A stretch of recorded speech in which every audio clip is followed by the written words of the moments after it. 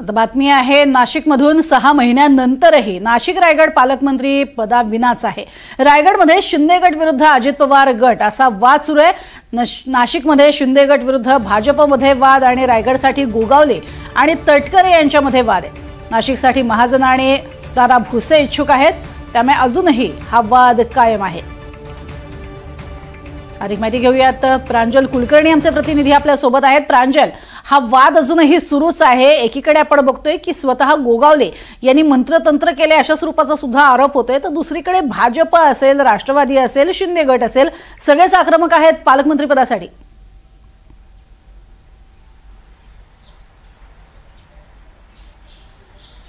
खरंय प्रज्ञा की एकीकडे मंत्रतंत्र केले जात आहेत, आपापल्या पद्धतीने फिल्डिंग ही लावली जात आहेत। मात्र आज 6 महिने पूर्ण झालेत, अजूनही या दोन्ही जिल्ह्यांना पालकमंत्री काही केल्या मिळत नाही। आपण जर गेल्या काही दिवसांपासून बघितलं तर महायुतीच्या तिन्ही पक्षातील नेते, जे वरिष्ठ नेते, त्यांना जर पत्रकारांनी विचारणा केली तर लवकरच आम्ही यावरची घोषणा करू, लवकरच पालकमंत्री मिळेल असं सांगतायत। मात्र तो दिवस काही केल्या उजाडत नाही आहेत। आज आपण बघितलं तर आज 6 महिने हे पूर्ण झालेले आहेत, हे दोन्ही जिल्हे पालकमंत्री विना आहेत।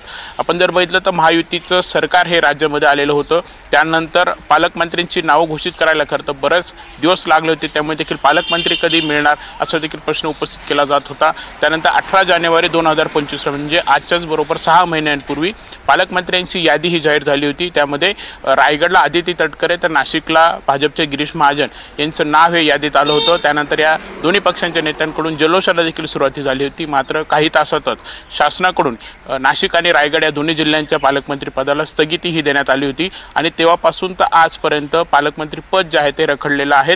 दरम्यान यावरती आपण जर बघितलं तर हे नक्की कुठे हे सर्व घोडं अडलेत हे अद्याप समजू शकत नाही आहेत। महायुतीतील जे अंतर्गत वाद आहेत ते देखील यामुळे चर्चेत आले होते। आपण जर खास करून नाशिकचं उदाहरण बघितलं तर नाशिकला आता आगामी कुंभमेळा आहेत आणि त्या पार्श्वभूमीवरती पालकमंत्री पद आपल्याकडे खेचून आणण्यासाठी तिन्ही जे पक्ष आहेत ते खरं तर जोरदार प्रयत्न करतायत।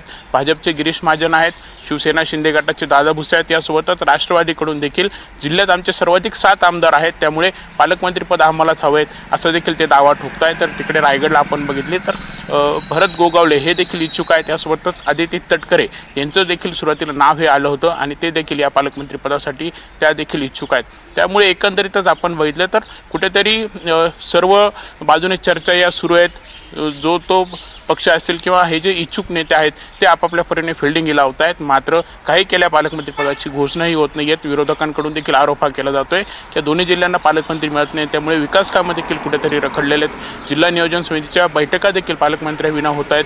नाशिकमध्ये आपण बघितलं तर आता फक्त मोजून 2 बैठका ज्या आहेत त्या झालेल्या असतील। त्यामुळे एकंदरीतच आता हा वाद जो आहे तो कधी मिटणार, पालकमंत्री पद हे कधी मिळणार आणि यासोबतच नक्की यामध्ये आता खरं तर कोण बाजी मारणार हे खरं तर बघावं लागणार आहेत। या जिल्ह्यांचं पालकमंत्री म्हणजे नाशिकचं भाजपकडेच राहणार का, यासोबतच रायगडचं पद जे आहे ते राष्ट्रवादीकडेच राहणार का हे देखील पाहणं तेवढंच महत्त्वाचं ठरेल। नक्कीच, अर्थात पद कोणाकडे राहतील हा महत्त्वाचा भाग आहेच, पण सर्वसामान्यांची कामं सुद्धा होणं तितकंच गरजेचं आहे। तुझा धन्यवाद प्रांजल या संपूर्ण माहितीसाठी।